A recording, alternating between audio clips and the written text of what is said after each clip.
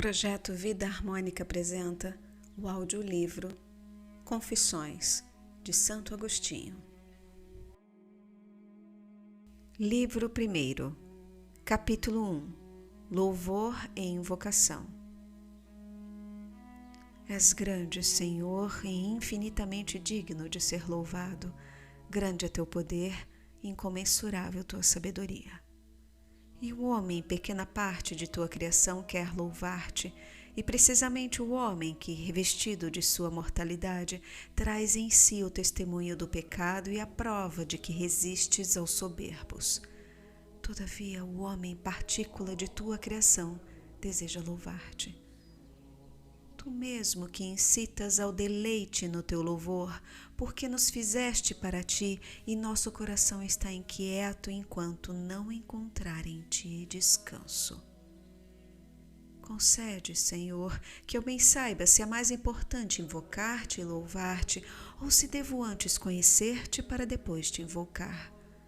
Mas alguém te invocará antes de te conhecer? Porque te ignorando, facilmente estará em perigo de invocar outrem. Por que, porventura, deve antes ser invocado para depois ser conhecido? Mas como invocarão aquele em que não creem? Ou como haverão de crer que alguém lhes pregue? Com certeza, louvarão ao Senhor os que o buscam, porque os que o buscam o encontram, e os que o encontram hão de louvá-lo. Que eu, Senhor, te procure invocando-te, e te invoque crendo em ti, pois me pregaram teu nome. Invoca-te, Senhor, a fé que tu me deste, a fé que me inspiraste pela humanidade de teu Filho e o ministério de teu pregador.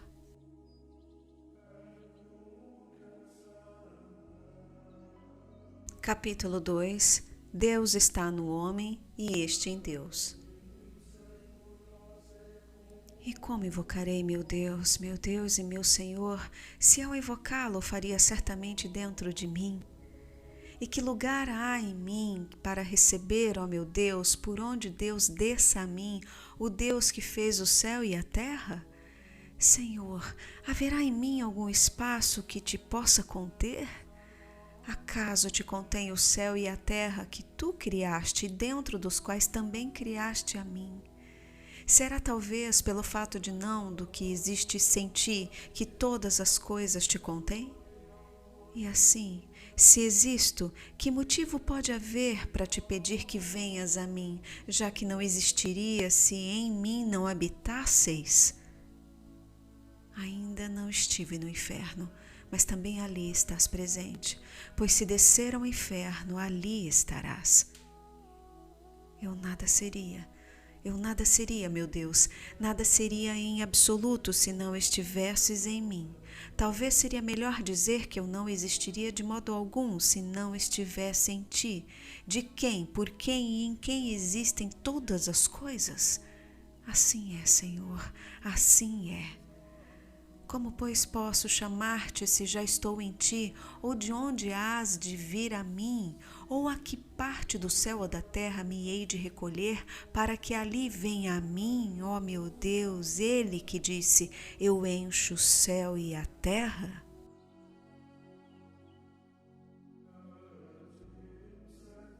Capítulo 3. Onde está Deus? Porventura, o céu e a terra te contêm porque os enches? Ou será melhor dizer que os enches, mas que ainda resta alguma parte de ti, já que eles não te podem conter? E onde estenderás isso que sobra de ti depois de cheios o céu e a terra?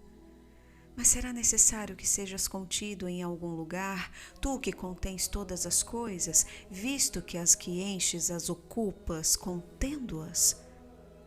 Porque não são os vasos cheios de ti que se tornam estável, já que quando se quebrarem, tu não te derramarás, e quando te derramas sobre nós, isso não o fazes porque cais, mas porque nos levantas, nem porque te dispersas, mas porque nos recolhes.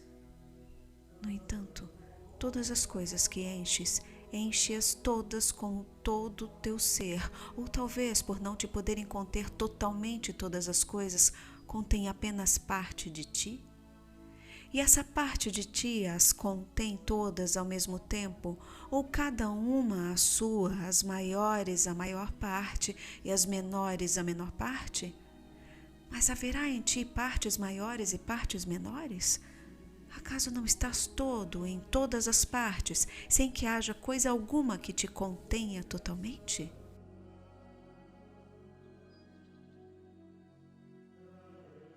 Capítulo 4. As perfeições de Deus. Que és, portanto, ó meu Deus? Que és, repito, senão o Senhor Deus? Ó Deus sumo, excelente e poderosíssimo, onipotentíssimo, misericordiosíssimo e justíssimo. Tão oculto e tão presente, formosíssimo e fortíssimo, estável e incompreensível, imutável, mudando todas as coisas, nunca novo e nunca velho, renovador de todas as coisas, conduzindo à ruína os soberbos sem que eles o saibam, sempre agindo e sempre repouso, sempre sustentando, enchendo e protegendo, sempre criando, nutrindo e aperfeiçoando, sempre buscando, ainda que nada te falte. Amas sem paixão, tens zelos e estás tranquilo, te arrependes e não tens dor, te iras e continuas calmo, mudas de obra, mas não de resolução. Recebes o que encontras e nunca perdeste nada, não és avaro e exiges lucro. A ti oferecemos tudo, para que sejas nosso devedor, porém, quem terá algo que não seja teu?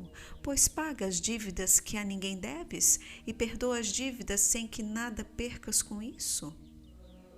E que é o que até aqui dissemos, meu Deus, minha vida, minha doçura santa, ou que poderá alguém dizer quando fala de ti? Mas ai dos que nada dizem de ti, pois embora seu muito falar, não passam de mudos charlatães.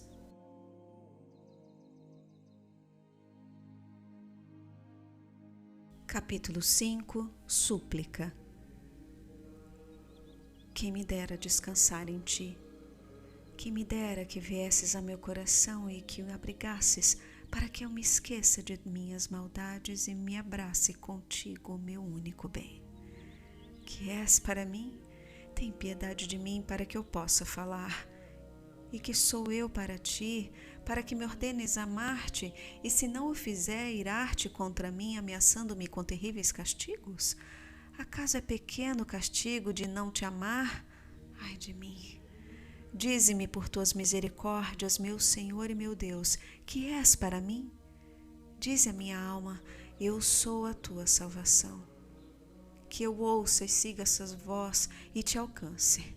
Não queiras esconder-me teu rosto, morra eu para que possa vê-lo, para não morrer eternamente. Estreita é a casa de minha alma, para que venhas até ela, que seja por ti dilatada. Está em ruínas, restaura-a. Há nela nódoas que ofendem o teu olhar, confesso, pois eu o sei, porém quem haverá de purificá-la? A quem clamarei senão a ti? Livra-me, Senhor, dos pecados ocultos e perdoa teus servos alheios. Creio e por isso falo. Tu o sabes, Senhor. Acaso não confessei diante de ti meus delitos contra mim, ó meu Deus, e não me perdoaste a impiedade de meu coração? Não quero contender em juízos contigo, que és a verdade, e não quero enganar-me a mim mesmo, para que não se engane a si mesma minha iniquidade. Não quero contender em juízos contigo, porque se dás atenção às iniquidades, Senhor, quem, Senhor, subsistirá?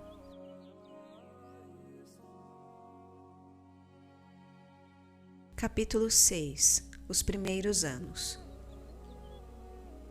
Permita, porém, que eu fale em presença de tua misericórdia, a mim, terra e cinza. Deixa que eu fale, porque é a tua misericórdia que falo, e não ao homem que de mim escarnece. Talvez também tu te rias de mim, mas voltado para mim terás compaixão. E que pretendo dizer-te, Senhor, senão que ignoro de onde vim para aqui? Para esta não sei se posso chamar de vida mortal ou morte vital. Não o sei, mas receberam-me os consolos de tuas misericórdias, conforme o que ouvi de meus pais carnais, de quem e em quem me formaste no tempo, pois eu de mim nada recordo. Receberam-me os consolos do leite humano, do qual nem minha mãe nem minhas amas enchiam os seios, mas eras tu que, por meio delas, me davas daquele alimento da infância, de acordo com o seu desígnio e segundo os tesouros dispostos por ti até no mais íntimo das coisas. Também por tua causa é que eu não queria mais do que me davas. Por tua causa é que minhas amas queriam dar-me o que tu lhes davas, pois elas, movidas de sadio afeto, queriam dar-me aquilo que abundavam graças a ti, já que era um bem para elas ou delas receber aquele bem, embora realmente não fosse delas, meros instrumentos, porque de ti procedem com certeza todos os bens. Ó Deus, é de ti, Deus meu, depende toda a minha salvação. Tudo isso vim a saber mais tarde, quando me falaste por meio dos mesmos bens que me concedias interior e exteriormente. Porque então as únicas coisas que fazia era sugar o leite, aquietar-me com os afagos e chorar as dores de minha carne. Depois também comecei a rir, primeiro dormindo, depois acordado. Isto disseram de mim e o creio, porque o mesmo acontece com os outros meninos, pois eu não tenho a menor lembrança dessas coisas. Pouco a pouco, comecei a me dar conta de onde estava e a querer dar, a conhecer meus desejos a quem os podia satisfazer, embora realmente não o pudessem, porque meus desejos estavam dentro e eles fora, e por nenhum sentido podiam entrar em minha alma. Assim, agitava os braços e dava gritos e sinais semelhantes a meus desejos, os poucos que podia e como podia, embora não fossem de fato sua expressão. Mas, se não era atendido, ou porque não me entendessem, ou porque o que desejava me fosse prejudicial, eu me indignava com os adultos, porque não me obedeciam, e sendo livres, por não quererem me servir, e deles me vingava chorando. Assim são as crianças que pude observar, e que eu também fosse assim, mas me ensinaram elas, sem o saber, do que os que me criaram sabendo-o. Minha infância morreu há muito tempo, mas eu continuo vivo.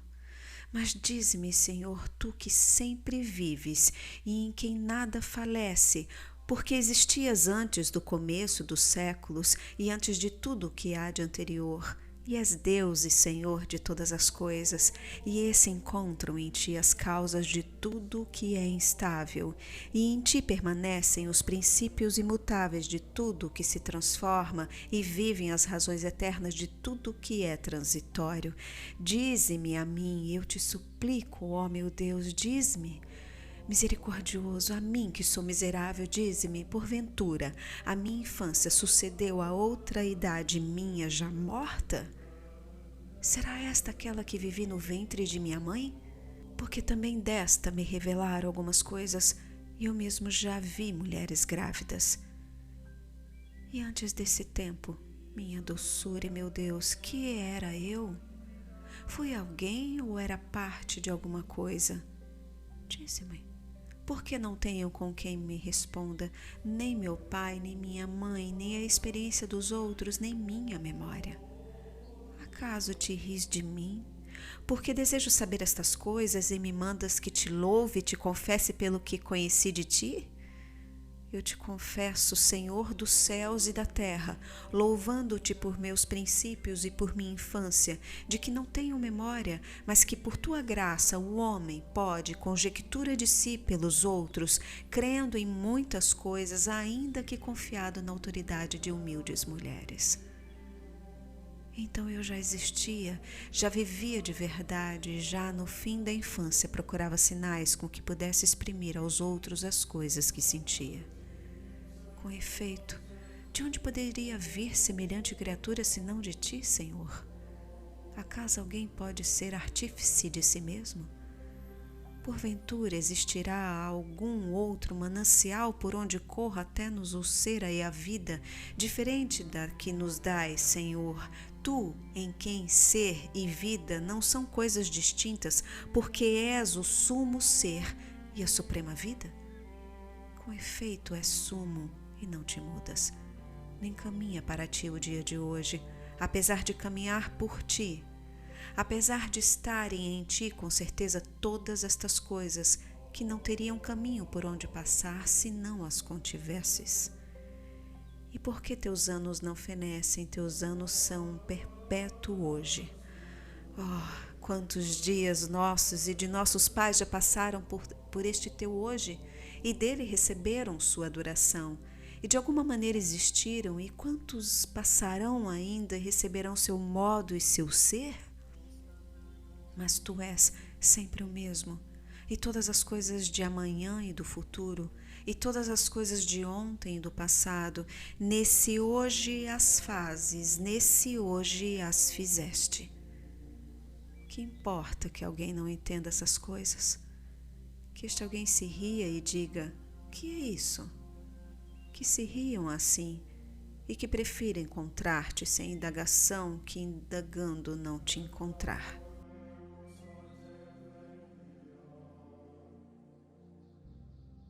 Capítulo 7. Os pecados da primeira infância. Escuta-me, ó meu Deus, ai dos pecados dos homens. E quem isto te diz é um homem, e tu compadeces dele porque o criaste, e não foste autor do pecado que nele existe. Quem? Quem me poderá lembrar o pecado da infância, já que ninguém está diante de ti limpo de pecado? Nem mesmo a criança cuja vida conta um só dia sobre a terra. Quem me recordará? Acaso alguma criança pequena de hoje em que vejo a imagem do que não recordo de mim? E em que eu poderia pecar nesse tempo? Acaso por desejar o peito da nutriz chorando? Se agora eu suspirasse com a mesma avidez, não pelo seio materno, mas pelo alimento próprio da minha idade, seria justamente escarnecido e censurado. Logo, era então digno de repreensão o meu proceder, mas como não podia entender a censura, nem o costume, nem a razão permitiam que eu fosse repreendido. Prova está que ao crescermos extirpamos e afastamos de nós essa sofreguidão, e jamais vi homem sensato que para limpar uma coisa viciosa prive-a do que tem de bom. Acaso mesmo para aquela idade era bom pedir chorando o que não se me podia dar sem dano, indignar-me acremente com as pessoas livres que não se submetiam, assim como as pessoas respeitáveis e até com meus próprios pais e com muitos outros que mais sensatos não davam atenção aos sinais de meus caprichos, enquanto eu me esforçava por agredi-los com meus golpes quanto podia, por não me obedecerem às minhas ordens que me teriam sido danosas? Daqui se segue que o que é inocente nas crianças é a debilidade dos membros infantis, e não a alma. Certa vez vi e observei um menino invejoso, ainda não falava e já olhava pálido e com o rosto amargurado para o irmãozinho colasso. Quem não terá testemunhado isso? Dizem que as mães e as amas tentam esconjurar este defeito com não sei que práticas. Mas se poderá considerar a inocência o não suportar que se partilhe a fonte do leite, que mana copiosa e abundante com quem está tão necessitado do mesmo socorro e que sustenta a vida apenas com esse alimento? Mas costuma-se tolerar indulgentemente essas faltas, não porque sejam insignificantes, mas porque espera-se que desapareçam com os anos. Por isso, sendo tais coisas perdoáveis em um menino, quando se acham em um adulto, mal as podemos suportar. Assim, pois, meu Senhor e meu Deus, tu que me deste a vida e corpo, o qual dotaste, como vemos, de sentidos e proviste de membros, adornando-o de beleza e de instintos naturais, com os quais pudesse defender sua integridade e conservação, tu me mandas que te louve por esses dons e te confesse e cante teu nome altíssimo. Serias Deus onipotente e bom ainda que só tivesses criado apenas estas coisas, que nenhum outro pode fazer senão tu, ó unidade, origem de todas as variedades, ó beleza que dás forma a todas as coisas e com tua lei as ordenas. Tenho vergonha, Senhor, de ter de somar a vida terrena que vivo àquela idade que não recordo ter vivido, na qual acredito pelo testemunho de outros, por vê-lo assim em outras crianças, embora essa conjectura mereça toda a fé. As trevas em que está envolto o meu esquecimento a seu respeito assemelham-se à vida que vivi no ventre de minha mãe. Assim, se fui concebido em iniquidade, e se em pecado me alimentou minha mãe, onde, suplico-te, meu Deus, onde, Senhor, eu, teu servo, onde e quando fui inocente? Mas eis que silêncio sobre esse tempo. Para que ocupar-se dele, se nele já não conservo nenhuma lembrança?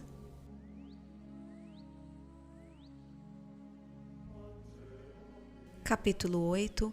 As primeiras palavras. Acaso não foi caminhando da infância até aqui que cheguei à puerícia? Ou melhor, esta veio a mim e suplantou a infância, sem que esta fosse embora, pois para onde poderia ir? Contudo, deixou de existir, porque eu já não era um bebezinho que não falava, mas um menino que aprendia a falar. Disso me recordo. Mas como aprendi a falar, só mais tarde é que vim a perceber. Não me ensinaram os mais velhos apresentando-me as palavras com certa ordem e método, como logo depois fizeram com as letras, mas foi por mim mesmo, com o entendimento que me deste, meu Deus, quando queria manifestar meus sentimentos com gemidos, gritinhos e vários movimentos do corpo, a fim de que me atendessem meus desejos, e também ao ver que não podia exteriorizar tudo o que queria, nem ser compreendido por todos aqueles a quem me dirigia. Assim, pois, quando chamava alguma coisa pelo nome, eu a retinha na memória, e ao se pronunciar de novo a tal palavra, moviam o corpo na direção do objeto. Eu entendia e notava que aquele objeto era denominado com a palavra que pronunciavam, porque assim o chamavam quando desejavam mostrar. Que esta fosse sua intenção, era-me revelado pelos movimentos do corpo, que são como uma linguagem universal, feita com a expressão rosto, a atitude dos membros e o tom da voz, que indicam os afetos da alma para pedir, reter, rejeitar ou evitar alguma coisa. Deste modo, das palavras usadas nas e colocadas em várias frases e ouvidas repetidas vezes, ia eu aos poucos notando o significado e, domada a dificuldade de minha boca, comecei a dar a entender minhas vontades por meio delas. Foi assim que comecei a comunicar meus desejos às pessoas entre as quais vivia e entrei a fazer parte do tempestuoso mundo da sociedade, dependendo da autoridade de meus pais e obedecendo às pessoas mais velhas.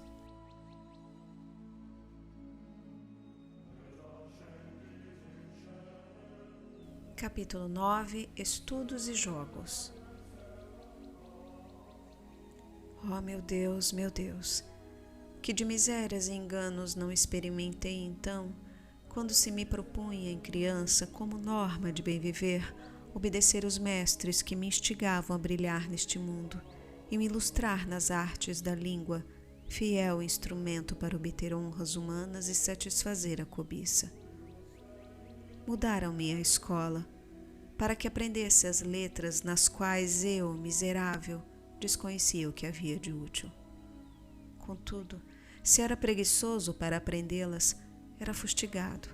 Num sistema louvado pelos mais velhos, muitos deles, que levavam esse gênero de vida antes de nós, nos traçaram caminhos tão dolorosos pelos quais éramos obrigados a caminhar, multiplicando assim o trabalho e a dor aos filhos de Adão. Mas, por sorte, encontrei homens que te invocavam, Senhor, e com eles aprendi a te sentir, quanto possível, como a um ser grande que podia escutar-nos e vir em nosso auxílio, embora sem a percepção dos sentidos. Ainda menino, pois, comecei a invocar-te como refúgio e amparo, e para te invocar desatei os nós de minha língua, e embora pequeno te rogava já com grande fervor para que não me açoitassem na escola. E quando não me escutavas, o que servia para meu proveito os mestres, assim como meus próprios pais, que certamente não desejavam meu mal, riam-se daquele castigo, que então era para mim grande suplício. Porventura, Senhor, haverá alguma alma tão grande unida a Ti com tão ardente afeto, pois isto também pode ser produzido pela estultice. Repito, uma alma que alcance tal grandeza de ânimo que despreze os cavaletes e garfos de ferro e os demais instrumentos de martírio, para fugir dos quais se te dirigem súplicas todas as partes do mundo? Haverá uma alma que assim o despreze, rindo-se dos que têm deles tanto horror, como se riam nossos pais dos tormentos que éramos castigados por nossos mestres quando meninos? Porque, na verdade, não os temíamos menos, nem te rogávamos com menor fervor para que nos livrasses deles. Contudo, pecávamos por negligência, escrevendo ou lendo, estudando menos do que nos era exigido. E não era por falta de memória ou de inteligência que para aquela idade, Senhor, me deste de modo suficiente, senão porque eu gostava de brincar, embora os que nos castigavam não fizessem outra coisa. Mas os jogos dos mais velhos chamam-se negócios, enquanto que os dos meninos eram por eles castigados, sem que ninguém se compadecesse de uns e de outros, ou melhor, de ambos. Um juiz sensato poderia aprovar os castigos que eu, menino, recebia porque jogava bola e porque com este jogo atrasava o aprendizado das letras com as quais adulto haveria de jogar menos inocentemente? Acaso fazia outra coisa naquele que me castigava? Se nalguma questiúncula era vencido por algum colega seu, não era mais atormentado pela cólera e pela inveja do que eu, quando uma partida de bola era vencido por meu companheiro?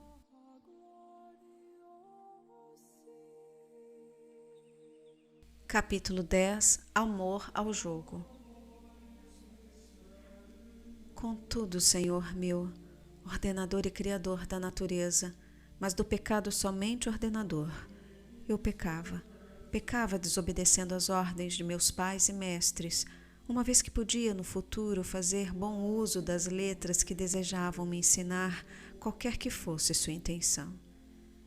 E não era desobediente para me ocupar de coisas menores, mas por amor ao jogo. Buscava nos combates orgulhosas vitórias, deleitava-me com histórias frívolas com as quais incentivava sempre mais minha curiosidade. Igualmente curiosos, meus olhos se abriam sempre mais para os jogos e espetáculos dos adultos, jogos que dão tão grande dignidade a quem os oferece, que quase todos desejam as mesmas dignidades para seus filhos. Contudo, gostam de os castigar se com tais espetáculos fogem dos estudos, por meio dos quais desejam que eles venham um dia a oferecer espetáculos semelhantes.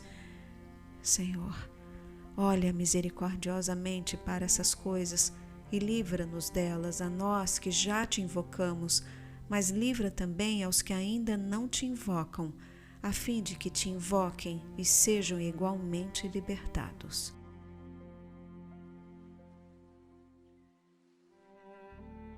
Capítulo 11. O batismo diferido.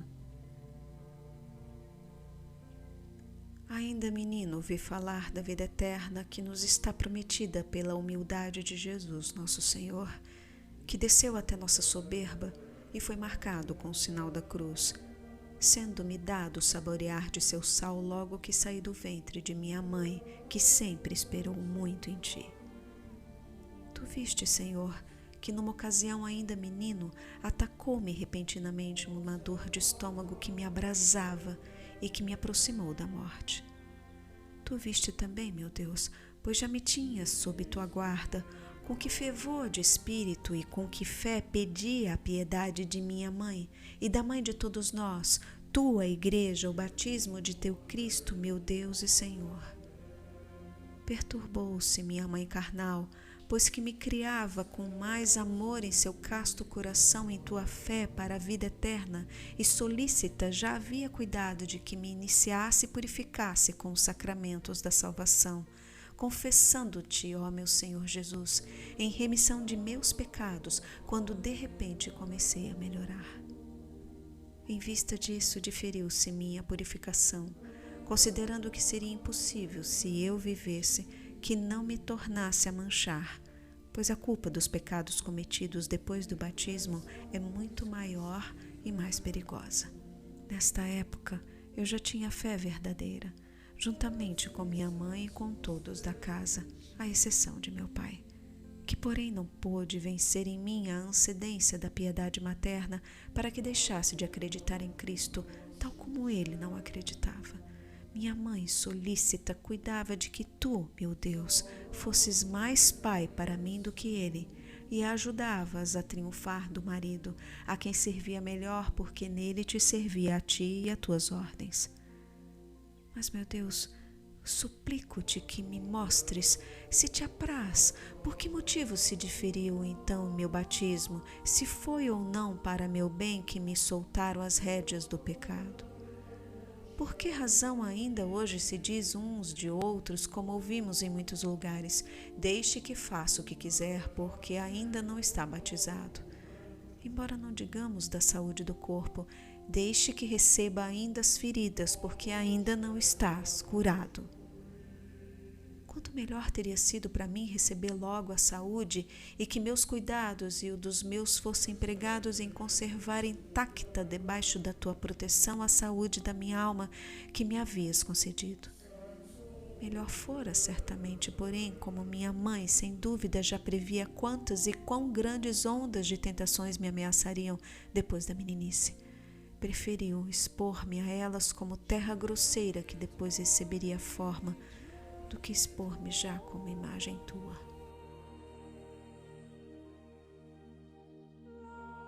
Capítulo 12. Ódio ao estudo.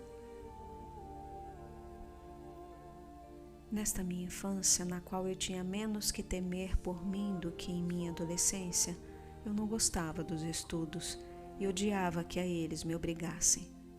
Contudo, era coagido e me fazia um grande bem. Quem não procedia bem era eu, que não estudava a não ser constrangido, pois ninguém faz bem o que faz contra a vontade, mesmo que seja bom o que faz. Tampouco os que obrigavam a estudar agiam corretamente. Antes, todo o bem que eu recebia vinha de ti, meu Deus, porque eles não tinham outro fim ao me obrigarem a estudar senão saciar o apetite de abundante miséria e de glória ignominiosa. Mas tu, Senhor, que tens contados os cabelos de nossa cabeça, usavas do erro de todos os que me coagiam a estudar para minha utilidade, e usavas da minha falta de vontade de estudar para meu castigo, de que certamente eu já era digno, sendo ainda tão pequeno e tão grande pecador. Assim, convertias em bem o mal que eles me faziam, e dos meus pecados me davas justa retribuição, porque é teu desígnio. E assim acontece que toda alma desordenada seja castigo de si mesma.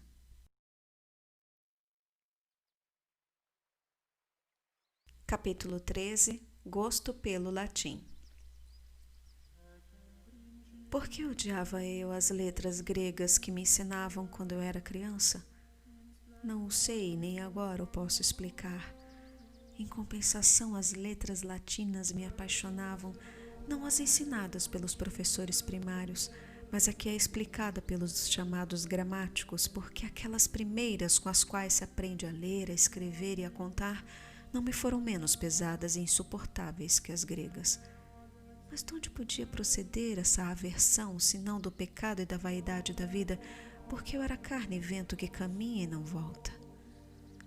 Aquelas primeiras letras pelas quais podia, como ainda faço, chegar a ler tudo o que há escrito e a escrever tudo o que quero, eram melhores e mais úteis que aquelas outras nas quais me obrigavam a decorar os erros de um tal Enéas, esquecido dos meus, e a chorar a morte de Dido, que se suicidou por amor. Enquanto isso, eu, miserabilíssimo, suportava minha própria morte com olhos enxutos, morrendo para ti, ó meu Deus, minha vida. Na verdade, que me pode haver de mais miserável do que um infeliz que não se compadece de si mesmo e que, chorando a morte de Dido por amor de Enéas, não chora sua própria morte por falta de amor a ti, ó Deus, luz de meu coração, pão interior de minha alma, virtude fecundante de meu pensamento. Não te amava, prevaricava longe de ti e ouvia de todas as partes, muito bem, porque a amizade deste mundo é adultério contra ti, e se aclamam a alguém dizendo, muito bem, é para que este não se envergonhe de ser assim. Eu não chorava estas faltas, chorava a morte de Dido, que se suicidou com a espada. Eu procurava as últimas de tuas criaturas, abandonando-te a ti, como terra que eu era, atraída pela terra. Se então me proibissem a leitura de tais coisas, me afligiriam por não ler aquilo que me comovia até a morte. Não obstante, semelhante loucura é considerada como coisa mais nobre e proveitosa que as letras pelas quais aprendemos a ler e a escrever. Mas agora, meu Deus, grite em minha alma a tua verdade e diga, não é assim, não é assim. Antes, aquela primeira instrução é absolutamente superior, pois eu preferiria esquecer todas as aventuras de Enéas e outras histórias semelhantes do que o saber ler e escrever. Sei que nas escolas dos gramáticos pedem cortinas às portas, porém servem menos para velar o segredo que para encobrir o erro. Não gritem contra mim aqueles mestres a quem já não temo, enquanto confesso a ti os desejos de minha alma e aborreço dos meus maus caminhos a fim de amar os teus. Não gritem contra mim os comerciantes da gramática, pois se eu os interrogar sobre se é verdade que Enéas veio uma vez a Cartago, como afirma o poeta, os nécios responderão que não sabem, e os sábios negarão o fato. Porém, se lhes perguntar como se escreve o nome de Enéas, todos os que estudaram me responderão a mesma coisa, de acordo com a convenção com que os homens fixaram o valor das letras do alfabeto. Do mesmo modo, se lhes perguntar o que seria mais prejudicial para a vida humana, esquecer o ler e o escrever ou todas as ficções dos poetas, quem não vê o que logo responderia aquele que não estivesse de tudo esquecido de ti?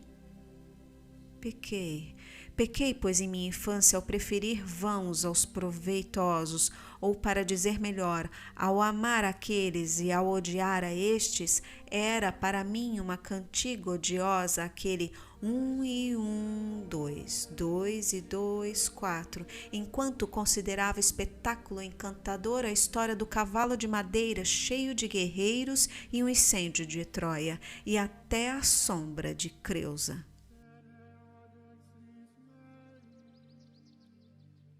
Capítulo 14. A versão ao grego. Por que então aborrecia eu a literatura grega na qual se cantam tais coisas? Porque também Homero é muito habilidoso em tecer essas historietas, dulcíssimo na sua frivolidade, embora para mim, menino, fosse bem amargo. Creio que o mesmo ocorra com Virgílio para os meninos gregos obrigados a estudá-lo, como a mim em relação a Homero. Era a dificuldade de ter de aprender totalmente uma língua estrangeira que, como fel, aspergia de amargura todas as doçuras das fábulas gregas. Eu ainda não conhecia nenhuma palavra daquela língua e já me obrigavam com veemência, com crueldades e terríveis castigos a aprendê-la. Na verdade, eu ainda criança também não conhecia nenhuma palavra de latim. Contudo, com um pouco de atenção, o aprendi entre o carinho das amas, os gracejos dos que se riam e as alegrias dos que brincavam sem medo algum nem tormento. Eu o aprendi sem a pressão dos castigos, impelido unicamente por meu coração desejoso de dar à luz seus sentimentos, e o único caminho para isso era aprender algumas palavras, não dos que as ensinavam, mas dos que falavam, em cujos ouvidos ia eu depositando quanto sentia. Por aqui se evidencia claramente que para instruir tem mais eficácia a curiosidade livre do que a necessidade inspirada pelo medo.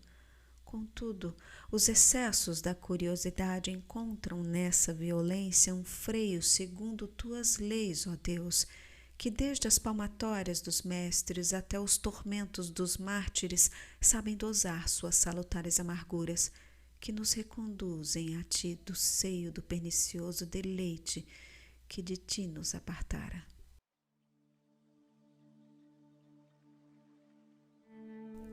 Capítulo 15. Oração. Ouve, Senhor, minha oração, para que não desfaleça minha alma sob a tua lei, nem me canse em confessar tuas misericórdias com as quais me arrancaste de meus perversos caminhos, que tua doçura sobrepuje todas as doçuras que segui, e assim te ame fortissimamente e abrace tua mão com toda a minha alma, e me livres de toda tentação até o fim de meus dias. Pois é, Senhor, meu Rei e meu Deus, e a ti consagro quanto falo, escrevo, leio e conto, pois quando aprendi aquelas futilidades, tu eras o que me davas a verdadeira disciplina, e já me perdoaste os pecados de deleite cometidos naquelas vaidades. Muitas palavras úteis aprendi nelas, é verdade, porém estas também se podem aprender em estudos sérios, e este é o caminho seguro pelo qual deveriam encaminhar as crianças.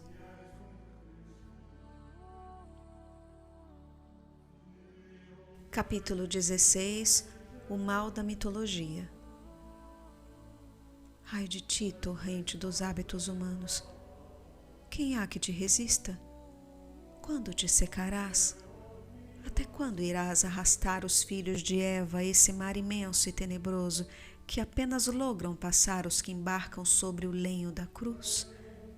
Acaso não foi em ti que li a fábula de Júpiter, que troveja e adultera?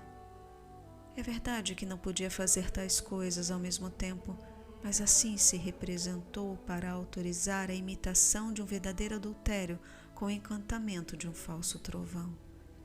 Contudo, qual é o professor de pênula capaz de ouvir com paciência um homem nascido do mesmo pó que clama e diz: Homero imaginava essas ficções e atribuía aos deuses os vícios humanos, porém eu preferiria que atribuísse a nós as qualidades divinas.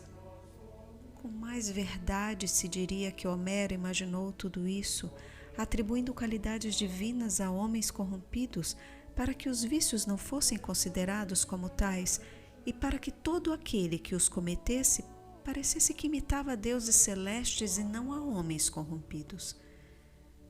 E contudo, ó torrente infernal, em ti se precipitam os filhos dos homens com o dinheiro gasto para aprender tais coisas, e consideram um acontecimento importante representá-lo publicamente no foro, à vista das leis que concedem aos mestres um prêmio além de seus salários particulares. E ferindo os rochedos de tuas margens gritas, dizendo: aqui se aprendem as palavras, aqui se adquire a eloquência tão necessária para persuadir e explicar os pensamentos. Não poderíamos, pois, aprender as palavras chuva de ouro, regaço, templo celeste, logro e outras mais, escritas em determinada passagem, se Terêncio não nos apresentasse um jovem perdido que se propõe a imitar a luxúria de Júpiter? Contemplava ele uma pintura mural, na qual se representava o mesmo Júpiter no momento em que, segundo dizem, descia como chuva de ouro sobre o regaço de Danae para lograr assim a pobre mulher. E vede como se excitava a luxúria à vista de tal celestial mestre. Mas que Deus fez isto? Diz. nada mesmo que aquele que faz retumbar a abóbada do céu com enorme trovão. E eu, homenzinho, não haveria de fazer o mesmo? Filo, sim, e com muito gosto. De modo algum se aprendem com semelhança torpeza aquelas palavras. Antes, essas palavras levam mais atrevidamente a cometer a mesma devassidão. Não incrimino as palavras, que são como vasos seletos e preciosos, mas condeno o vinho do erro que mestres ébrios nos davam a beber nelas, e se não o bebêssemos, éramos açoitados sem que pudéssemos apelar para juiz mais sóbrio. E não obstante, meu Deus, cuja presença me protege desta lembrança, confesso que aprendi estas coisas com gosto e que miserável nelas me comprazi, sendo por isso chamado menino de grandes esperanças.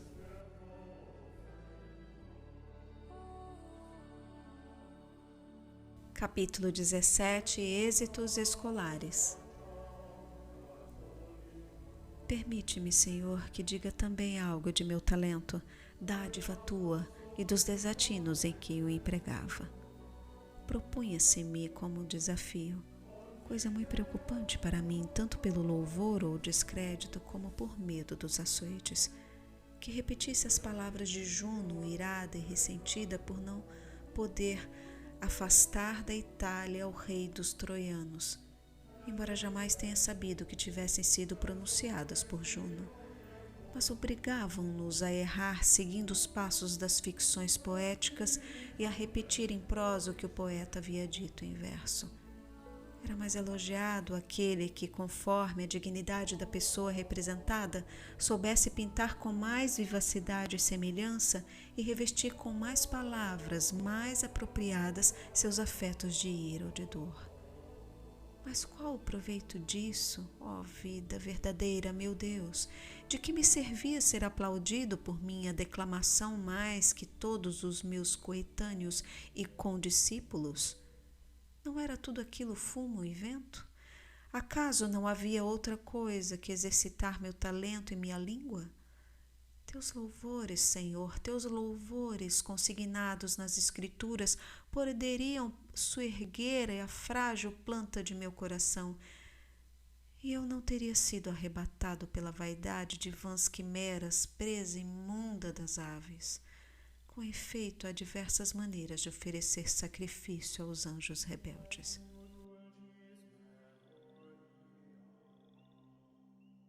Capítulo 19. Leis gramaticais, lei de Deus. Mas por que admirar-se que eu me deixasse arrastar pelas vaidades e me afastar de ti, meu Deus, se me propunham como exemplos para imitar a uns homens que, se ao contar alguma boa ação, deslizassem em algum barbarismo ou solecismo, cobriam-me de críticas, e pelo contrário, que eram elogiados por narrar suas torpezas com palavras castiças e apropriadas de modo eloquente e elegante, e que os inchavam de vaidade.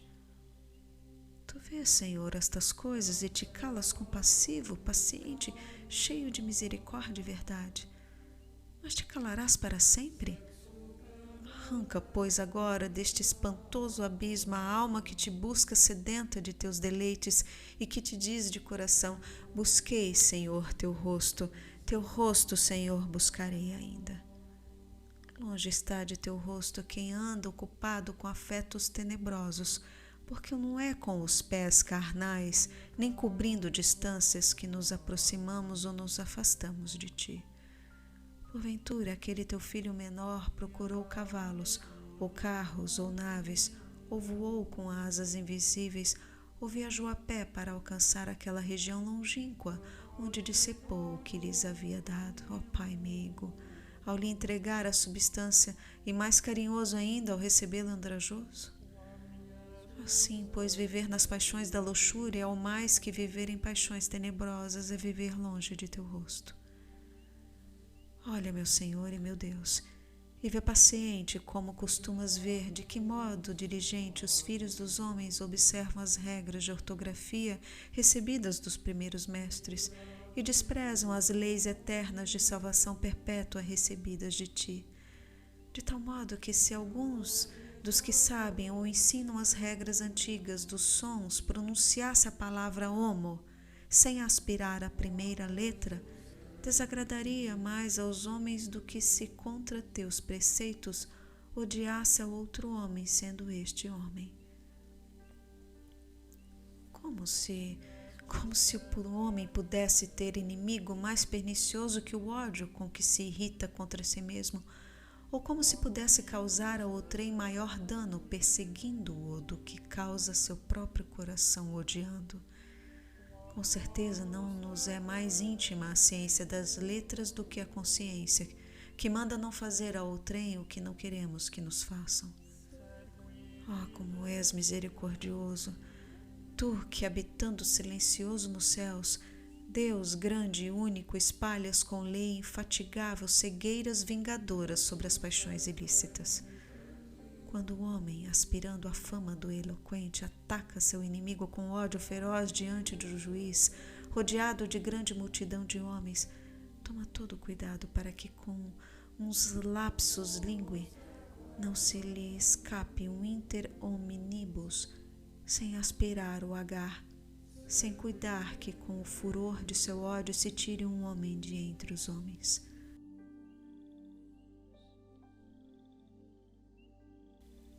Capítulo 19. Mal perdedor.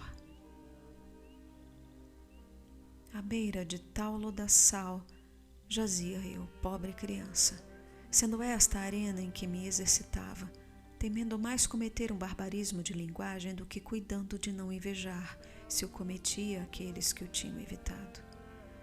Digo e confesso diante de ti, meu Deus, essas misérias que me angariavam louvor daqueles cuja simpatia equivalia para mim a uma vida honesta, pois não via o abismo de torpeza em que tudo isso me lançara longe de teus olhos. A teus olhos, quem era mais repelente do que eu? E eu até desagradava tais homens, enganando com infinidade de mentiras a meus criados, mestres e pais por amor dos jogos, por gosto de ver espetáculos frívolos e o desejo inquieto de os imitar. Também cometia furtos na despensa e na mesa de meus pais, ora impelido pela gula, ora para ter de dar aos meninos para brincar com eles, folguedos que os deleitavam tanto quanto a mim, e que eles me faziam pagar.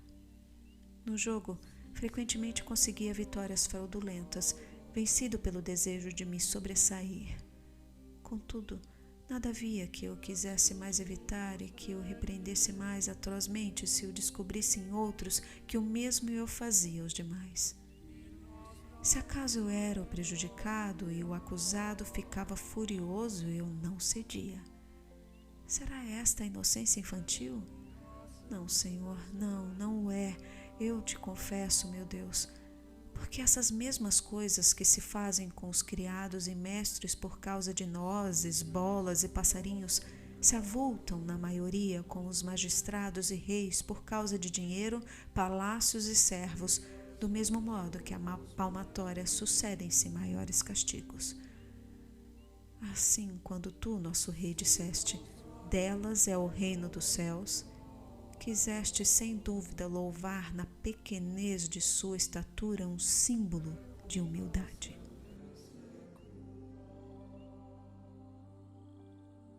Capítulo 20. Ação de graças.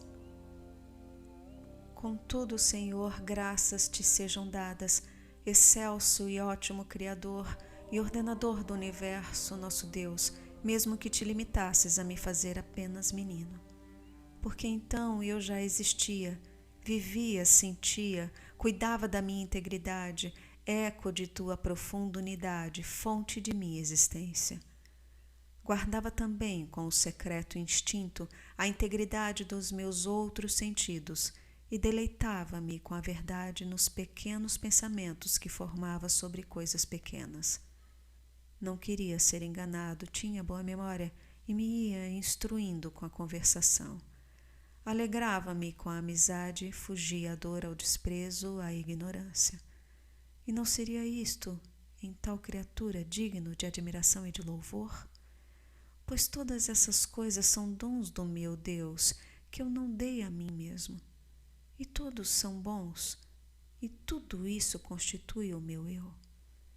O que me criou, portanto, é bom, e Ele próprio é o meu bem, e Ele louvo por todos estes bens que integravam o meu ser de criança. Eu pecava em buscar em mim próprio e nas demais criaturas, e não nele, os deleites, grandezas e verdades, por isso caí logo em dores, confusões e erros. Graças a Ti, minha doçura, minha esperança e meu Deus, graças a Ti por Teus dons, que eles fiquem em Ti conservados.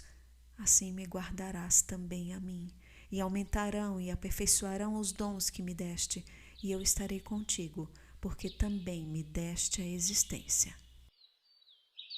Adoro te, devote, latem seiutas, que subis figuris, vere latitas, tibi secum verum, totum subjici, quia te contemplans, totum defici.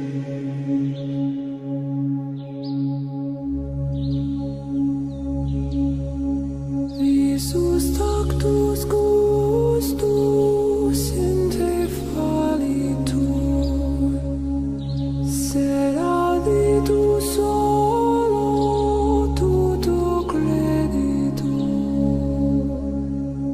Credo quid dixit Dei filius, nihil hoc verbo veritatis verius.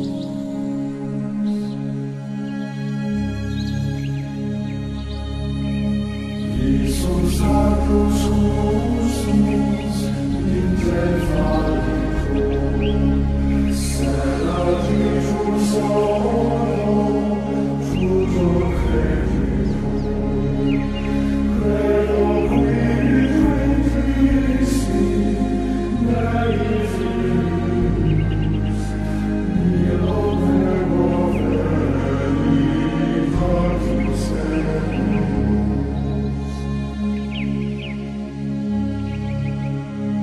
In crucemas erat sola Deita, adicat est simul et humanitas, ambultor credens, et te confidens, et te